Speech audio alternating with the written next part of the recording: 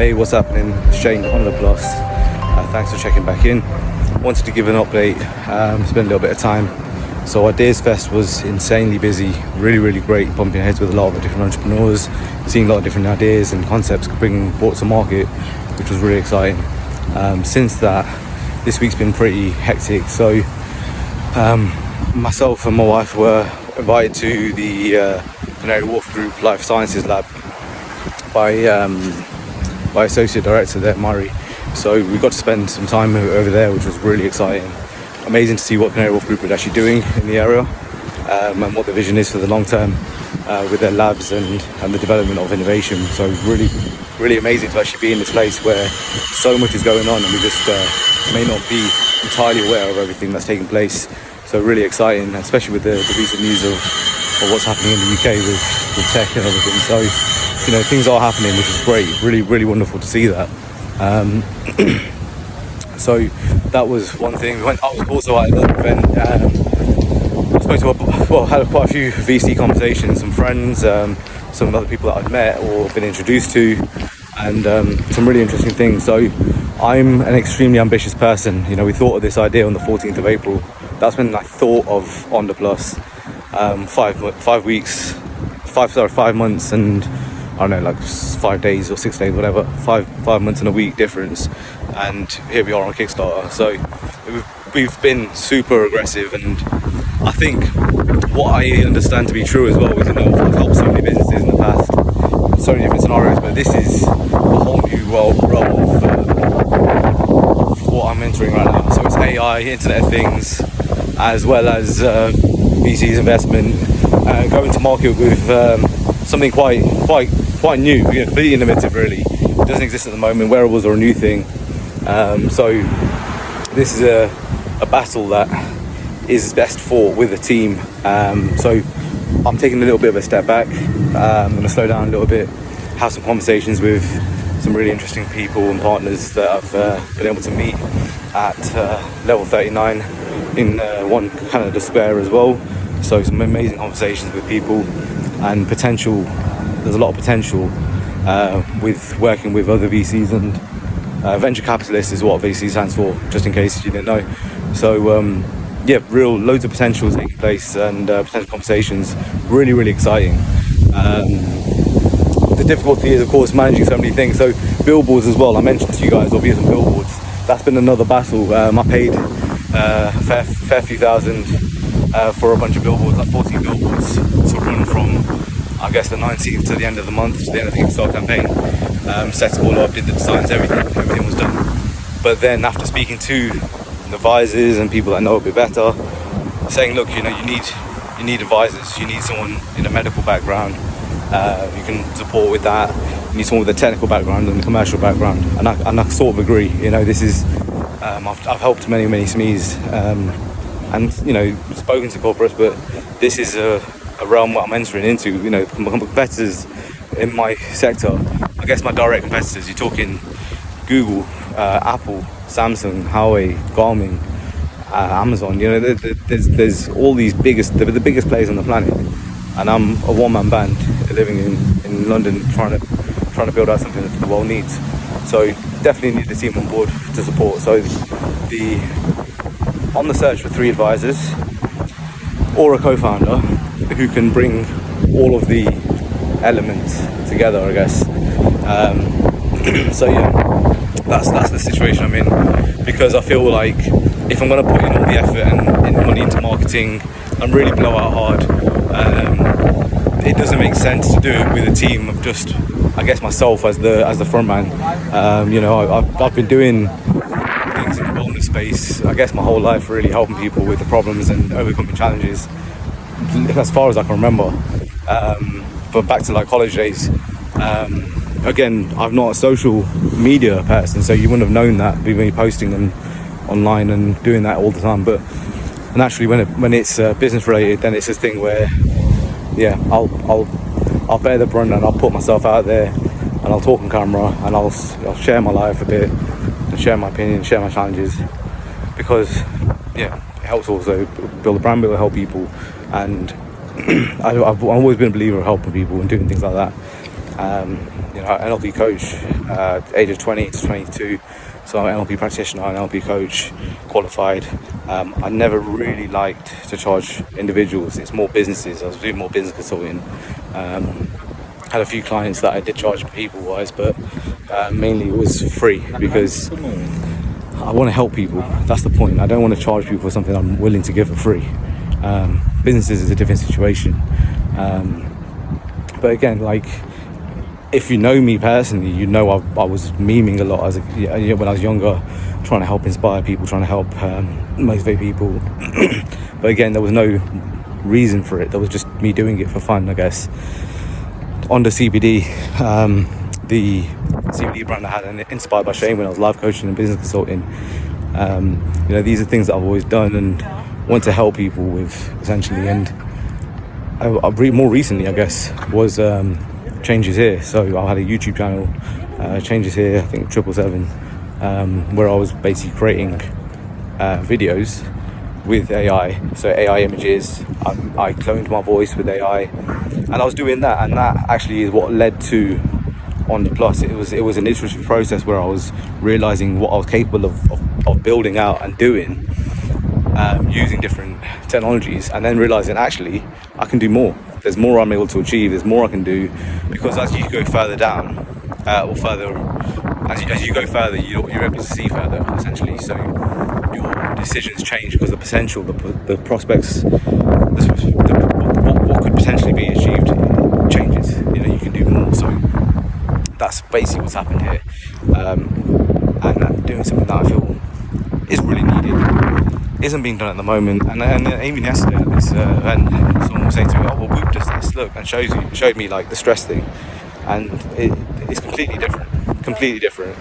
I'm not going to tarnish Whoop at all, because it's an amazing product. It's great. I mean, all the wearables out there. This is the thing. I don't even have bad things to say about anyone, because they're all amazing products at what they do for people, but also what they've done to sort of pave the way of what is achievable, I guess, for people like me.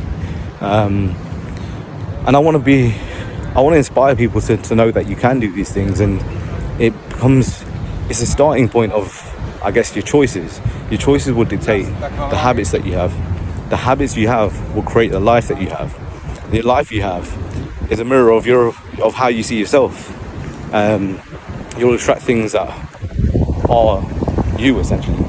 So speak good to yourself, speak love, always be creative, always be inspired by something, someone. Find people online, find YouTube, find audiobooks on Audible, find people in local areas or meetups and things that you can go to. Read books. Geez, this generation, I guess, I don't see as many people reading books as once upon a time, but Audible is amazing, and it's a great available platform that you can get. I think you get a free couple of books on when you first get it anyway. So just do that, try it out, see how you get on, find some books. I'd highly recommend anything by Robert E. Greene.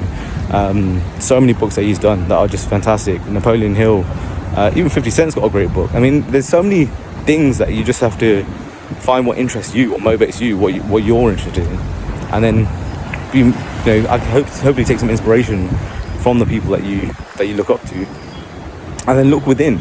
I guess that's the main thing. You've got to look within yourself to find what really matters to you, because there's no point doing something that doesn't matter to you. If it's not a problem that you see all the time, or something that you experience that could be better, say the service isn't quite up to par, or there could be a better or a more streamlined experience for people, maybe a smoother experience, or whatever. Maybe it's innovation, maybe it's doing what I'm doing, completely building something that's never been done. The point is finding something that matters to you, that you can add your own little spark to, your own little flair, and do it in your own way, and make some impact on the world. Because it's all well and good. I'm not knocking. Jeez, so windy around here. I'm not knocking jobs. Jobs are a need, essentially. And I'm going to be completely honest. I've not been working since May, since I quit my job. I got married. Went on my honeymoon, built ONDA Plus, and like I say, in that time, within about 4 months as well, my parents got divorced, so there was a lot going on in my life. I've not worked since then, since May. It's about 5 months, all in on ONDA Plus, putting everything into it. But You know, liquidity is a reality. I'm running, you know, got a fair bit of liquidity left, but not a significant amount. So it's like, okay, do you continue, or is it time to sort of pivot a little bit and get back into work, get back into a job? That's precisely what I'm doing. Get back into work, find something that's really exciting, enjoyable, meaningful, doing something that helps the world, and where I'm able to add value to.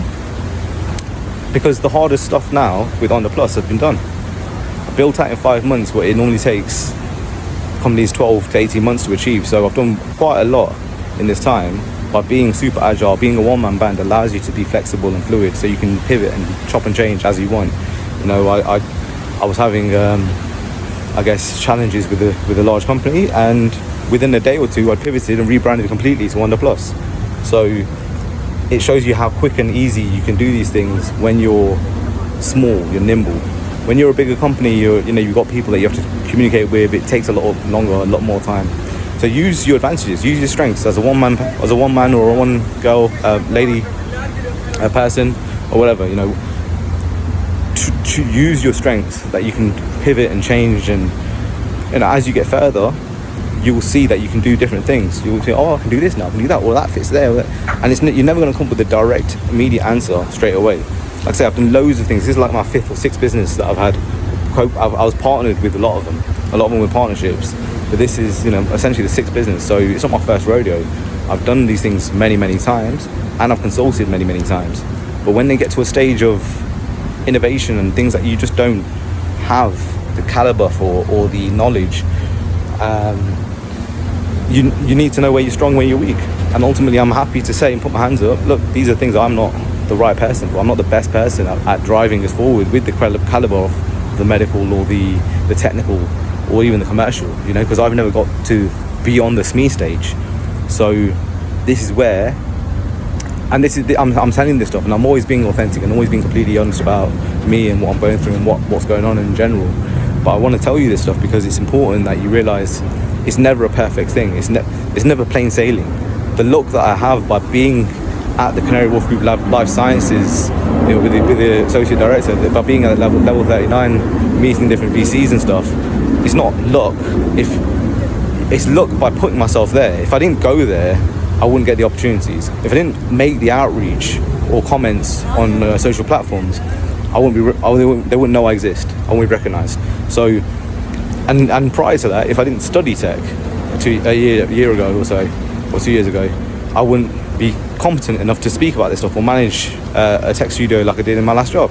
So, and these things came from me doing tech recruitment, right? And that passion, it reignited my tech passion by doing tech recruitment, where I was headhunted because I was doing normal recruitment for like general any industry, but prior to that I was doing engineering.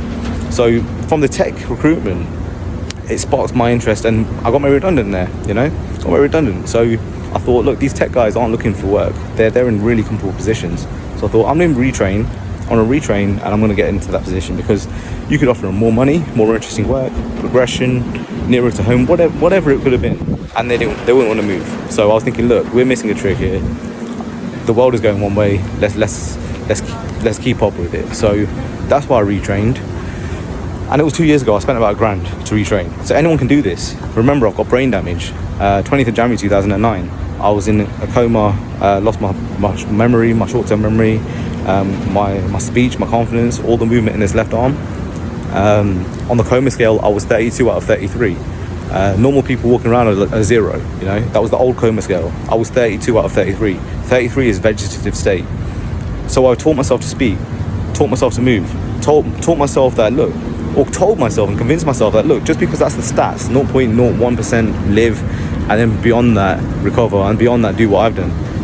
I didn't look at the numbers, because if you look at the numbers and you think, oh, well, that's what everyone else has done, or poor me, then I would have been the same.